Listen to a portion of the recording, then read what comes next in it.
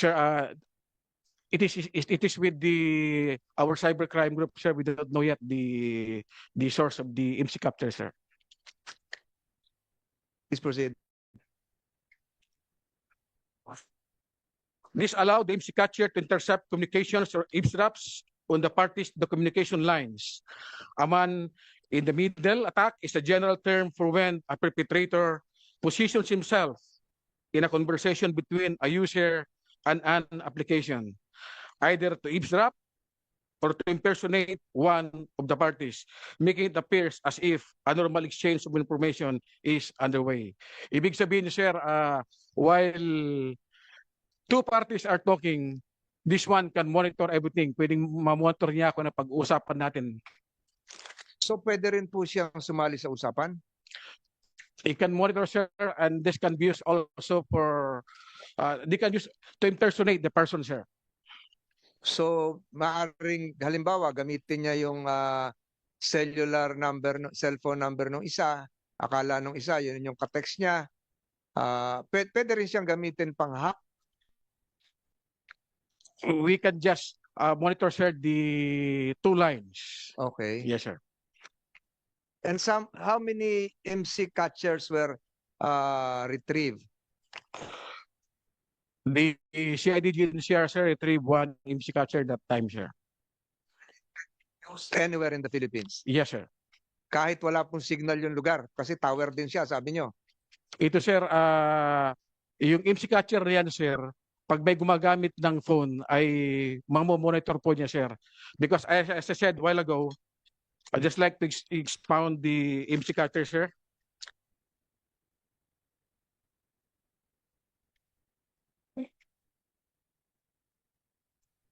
Sayang, nadala nyo sana dito yung equipment. For the information of the Honorable Chairman, sir, the case is now in court. That's why we cannot get the item, sir. So We need nasa approval of- husgado ngayon yung, Yes, sir. yung equipment. But Yes. this depiction is an actual picture of the gadget itself. Yes, sir. Kayang isang tao lang ang mag-ooperate.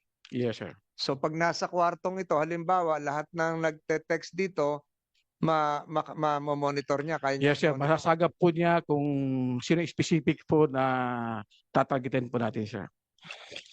Paano po sa mga, ganun karami ang nasasagap nito? Marami, sir. Lahat yan. Papasok po yan, sir. Na ano. So, process of elimination po yung gagawin po nung may hawak po ng IMSI catcher. Depending on the purpose na isipin po ng may hawak.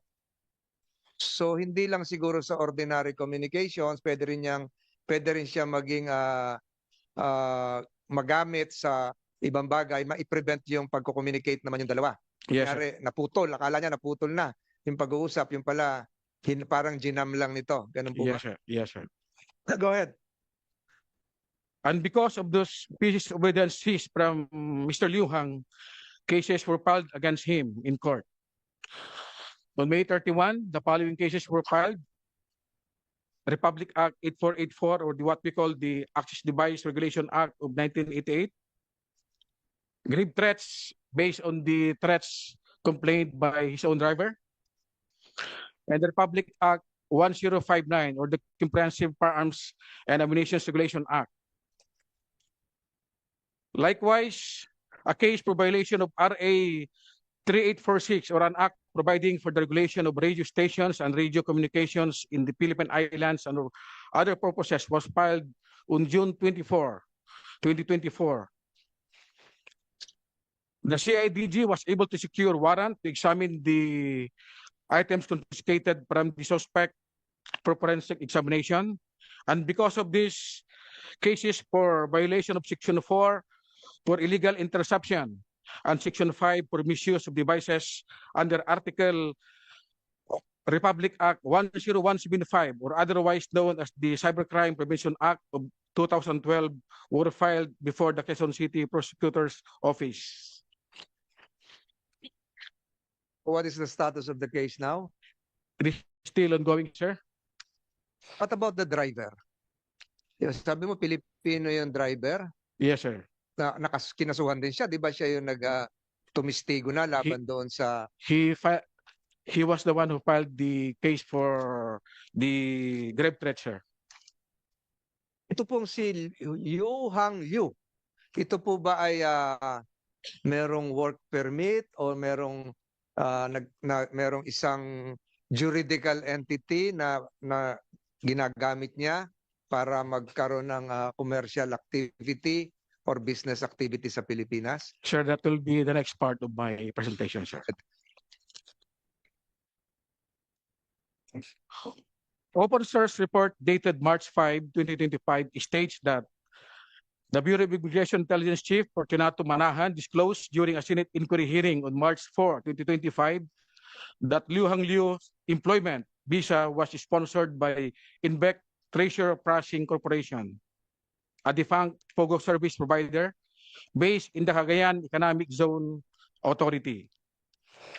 It was an accredited service provider for POGO as of October 2021 lease and was canceled in August 2024. He was also given a 9G pre-arranged employment visa, a non-immigrant visa for foreign nationals who will be employed in the Philippines in technical, executive, managerial, or highly confidential position. The said visa was issued on May 17, 2019 and was valid until March 25, 2021. Likewise, Mr. Yu Hang reportedly arrived in the country in July 2018 and his visa was updated only until August 2022. That concludes my presentation, sir. Thank you.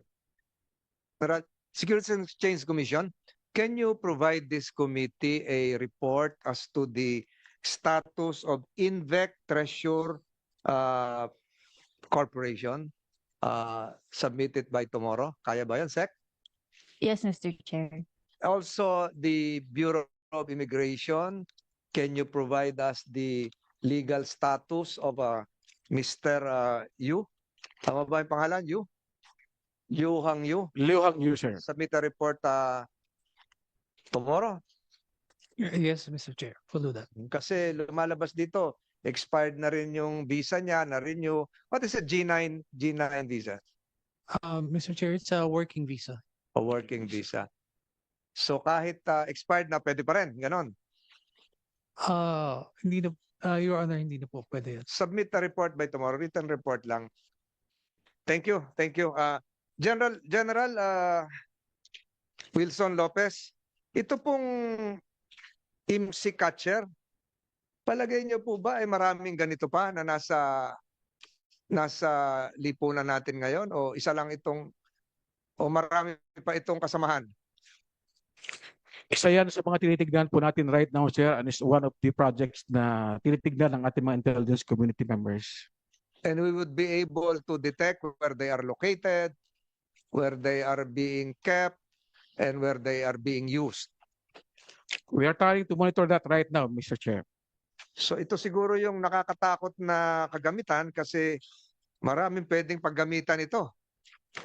Yes, sir. Hindi lamang siguro sa espionage, baka pati sa eleksyon magamit ito, di ba? Yes, sir. Yung pagtatransmit halimbawa ng mga datos, dapat siguro malaman din ito ng COMELEC na merong ganito mga kagamitan na naglipa na sa ating kapaligiran ngayon. Yes, sir. Thank you, General. I have no further questions concerning the IMSI grabber arrest. We will await the reports coming from the Securities and Exchange Commission as well as the BID as to the legal status of the personality concerned. We will not involve ourselves with the finer details because this is already sub judice, and we would want to have the Regional Trial Court of Quezon City proceed with the trial of the case. Isa lang po ito nangyari, ano? General, wala na iba? Yes, sir. Are you aware of the case involving Yi Tianwu? Yi Tianwu. Ito pong si Yi Tianwu alias Ke Feng o King Feng na meron ding warrant of arrest issued by the Regional Trial Court of Tarlac City, Branch 63, na halos ganun din po ang kanyang ginagawa. I'll try to look